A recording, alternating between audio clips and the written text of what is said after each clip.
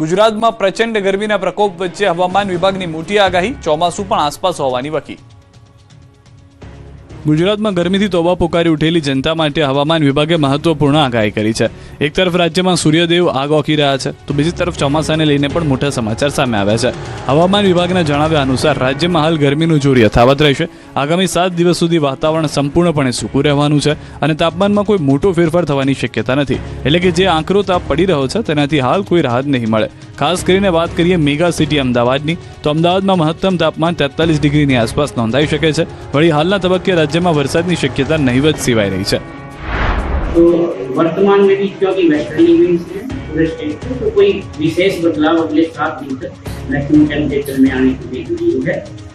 अगर अहमदाबाद की लोकल की बात करें तो जो लोकल में आज लगभग 43 डिग्री के आसपास आने की। असह्य गर्मी वच्चे राहतना समाचार ए छे के ચોમાસું હવે દેશના ઉમરે આવીને ઊભું રહ્યું છે।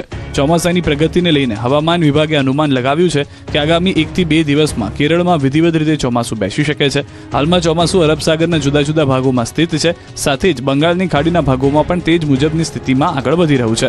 આંદામાન નિકોબાર ટાપુથી આગળ વધીને ચોમાસું હવે ભારતના મુખ્ય ભૂભાગ તરફ તેજીથી આગળ ધપી રહ્યું છે। साउथ वेस्ट मानसून अभी हमारा कुछ पार्ट में south east Arabian sea, south west Arabian sea और south east south west bay of Bengal Andaman sea तक आ गया है। कुछ पार्ट में उम्मीद है आगे बढ़ेगा 2-3 दिन में।